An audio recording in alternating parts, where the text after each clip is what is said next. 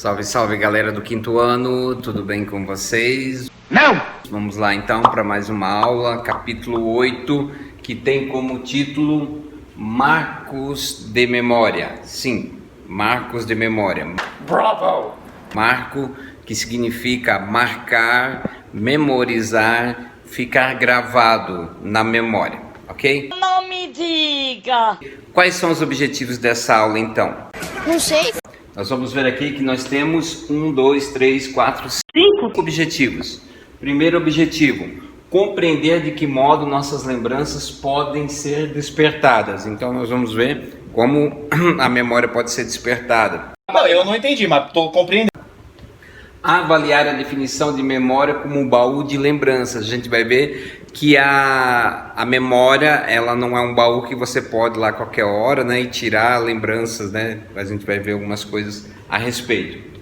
Examinar outros tipos de memória além da memória individual. A gente vai ver que além da memória individual, né, tem a memória coletiva, do qual todos estão presenciando um fato ou presenciário. E a gente vai ver um exemplo depois com relação a isso. Verificar se a memória estabelece alguma relação com o mundo exterior. Será que a memória estabelece alguma ligação, tem alguma relação com o mundo exterior? Sim, né? A gente vai ver que é claro, o mundo exterior é aquilo que eu vejo, aquilo que eu toco, aquilo que eu presencio. Ah, jura? E identificar o que são marcos e memória. Então, esses são os nossos objetivos. Lembrando vocês, fiquem sempre atentos, né, a compreender os verbos, né, avaliar, examinar, verificar e identificar. Porque os verbos, como vocês aprenderam na língua portuguesa, eles premiam uma ação. Então, a ação de estudar e a ação de entender, ok? Ah, tá. Vamos lá então para o nosso primeiro tópico. Vamos lá então. Nós vamos ver 4 tópicos. O primeiro é a lembrança começa agora. Segundo, memória individual e coletiva. Terceiro, o que queremos lembrar e esquecer. E quarto, experiências que marcam a memória de um povo. Vamos lá então? A lembrança começa agora. Os álbuns de fotografia. Antigamente, então, as pessoas, para recordar, retomar algumas recordações, algumas lembranças, o que elas faziam? Elas procuravam álbuns de fotografia. Ali tinham pessoas da família, tinham pessoas que eles não lembram mais, tinham pessoas que infelizmente já faleceram. Então, se reportava muito um álbum de fotografia para lembranças. Ah, tá. Hoje não, hoje a gente armazena no computador, né? Não se tem mais aquele hábito de ir lá revelar fotos. Muitas pessoas acabam tirando foto no celular e depois descarregando todas no computador, né? Eu, por exemplo, eu tenho o hábito de fazer isso, crio uma pasta no computador, coloco o ano que foi tirado dessas fotos e joga tudo lá dentro. Tá bom. Certo? As redes sociais também, né, as notificações das redes sociais também são enviadas quando uma postagem faz aniversário. Então é comum as redes sociais, você participou de um evento hoje, e daqui um ano e posta nas redes sociais, e daqui um ano ela vem como lembranças para você também, tá? Não me diga. Objetos podem despertar a nossa memória também, né? Não só as fotografias, mas também objetos. Por exemplo, um urso de pelúcia que você ganhou lá quando era criança, ele pode trazer à tona a lembrança daquele momento, daquela fase da sua vida. Uma caneta, um livro que você ganhou, que guardou, né? Pode ser uma lembrança também. Certamente que sim. Memória individual e coletiva, segundo tópico, certo?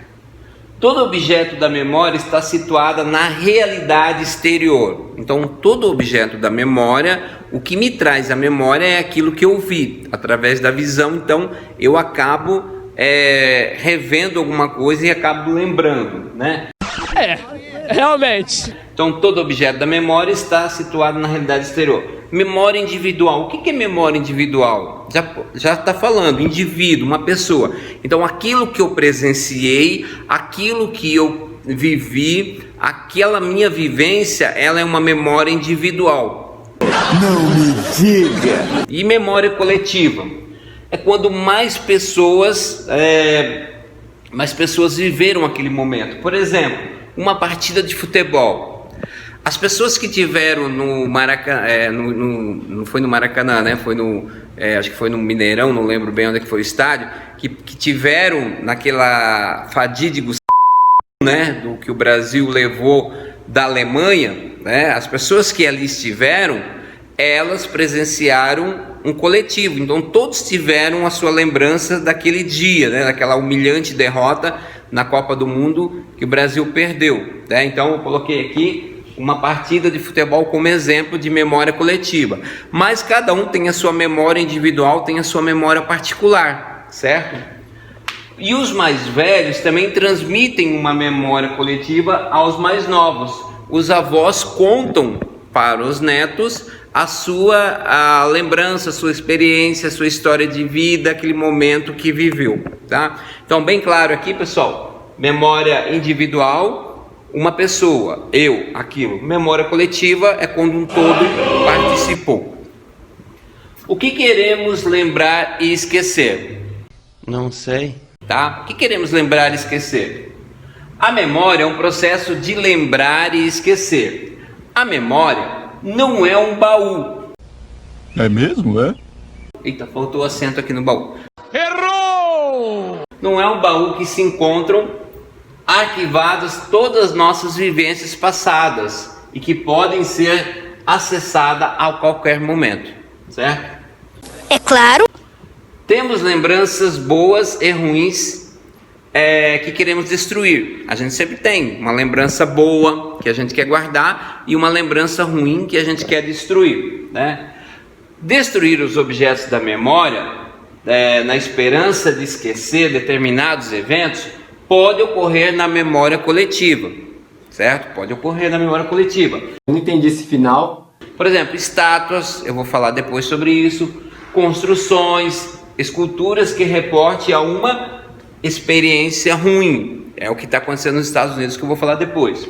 Exemplo, a Bastilha, durante a Revolução Francesa de 1790. A Bastilha foi era uma prisão que tinha na França, eu já falei aqui, né, na aula anterior. Ah, não, sério? E que quando ela foi tomada, ela foi destruída. Por quê? Porque trazia memória dos franceses o monarquismo, o absolutismo monárquico, um governo ditador, um déspota. Então eles queriam fazer o quê? Destruir esse monumento, essa prisão, essa construção, porque trazia momentos ruins. As pessoas eram presas ali sem julgamento. Qualquer um que falasse mal do governo, do rei, qualquer um que fosse contra o rei era colocado naquela prisão e ficava ali até morrer, né?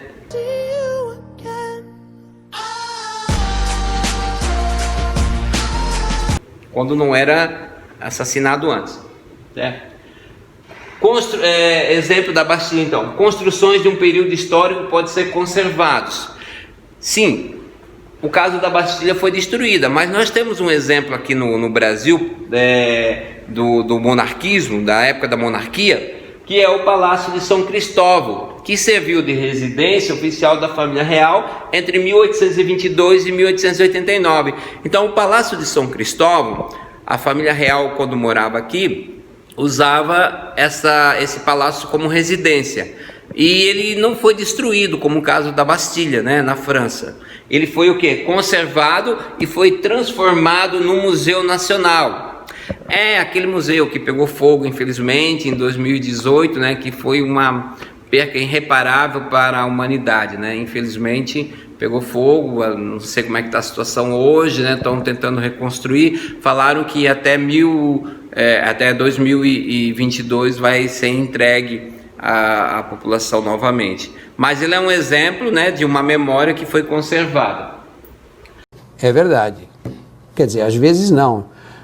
A destruição da Bastilha e a transformação do Palácio de São Cristóvão em museu são duas formas diferentes da sociedade lidar com os vestígios de um tempo que passou. Então, no caso francês foi destruído, né, a Bastilha, e no caso português do Brasil, né, foi conservado o Palácio da família real, se transformou-se em um museu. No caso dos Estados Unidos, aqui que eu citei, né, infelizmente, o que está acontecendo nos Estados Unidos, né, com esse movimento aí, vidas negras importam, né, claro que importam sim, né, assim como as vidas brancas também importam. Ah, bom. O que está acontecendo nos Estados Unidos, né, depois da morte daquele cidadão, né, pelo um policial? O que estão acontecendo? Eles estão destruindo, né, o cidadão negro, né, vocês devem ter acompanhado. Ou será que não? Ele foi morto numa abordagem, né, foi asfixiado ali, né, eu acho que foi uma covardia que aconteceu também, né, não precisava daquela brutalidade ali toda, e ele dizendo que estava sem ar, né, a partir daquele incidente, né, dessa fatalidade, não sei do que a gente pode chamar isso, né, que eu acho que é muito pouco ainda falar fatalidade. É verdade. Desencadeou nos Estados Unidos um movimento e começaram a destruir tentaram destruir algumas estátuas dos fundadores dos Estados Unidos, alguns fundadores que tinham bustos, que tinham estátuas, né, que tinham monumentos, começaram a ser derrubados porque eles representavam o escravismo, eles eram senhores de escravos. É o quê? Né, eram escravistas. Então, infelizmente, esse movimento também não leva a nada, né? Eu, particularmente, sou totalmente contra, porque está destruindo uma memória. Queira ou não queira, os caras são os fundadores do país, de uma grande nação, que hoje é a maior nação democrata do mundo, né? Digamos assim. Realmente. Tá?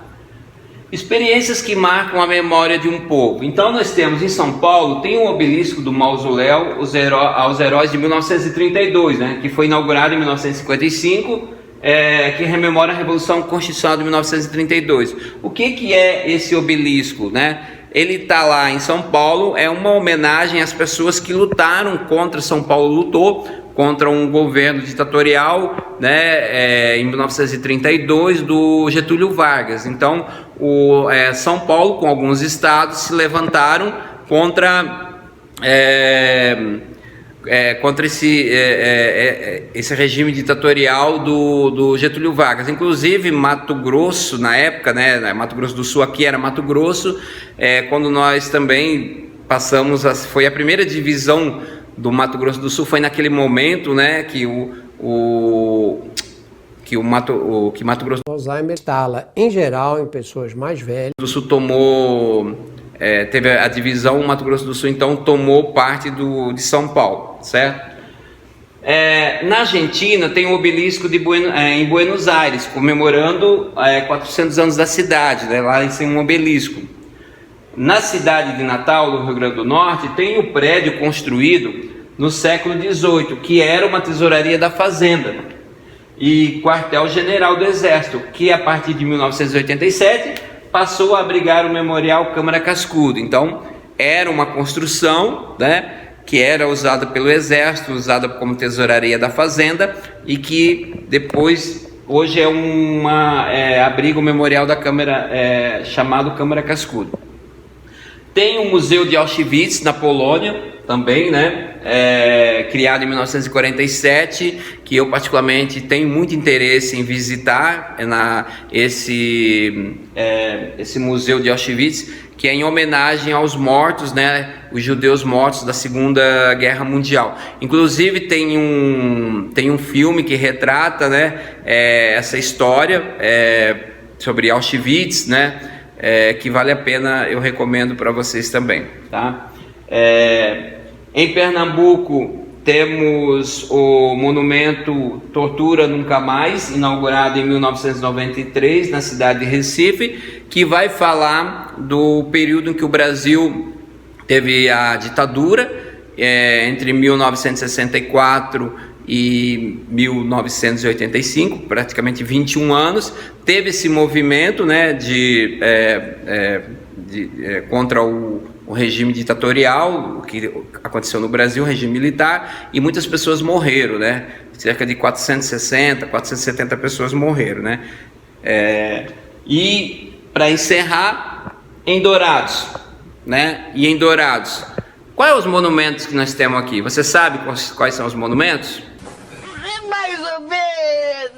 Mais ou menos. Fica aí, quem sabe uma tarefa para você, né? Pesquisar, né? Tudo bem. Nós temos um exemplo aqui que eu vou citar, é a Praça Antônio João, né? Nós temos uma estátua ali em homenagem ao Antônio João. E quem que foi o Antônio João, né? Então fica a dica aí para você pesquisar, você correr atrás para saber. Valeu, galera. Um abraço então, tudo de bom. Espero vocês na próxima aula. Até mais, tchau, tchau.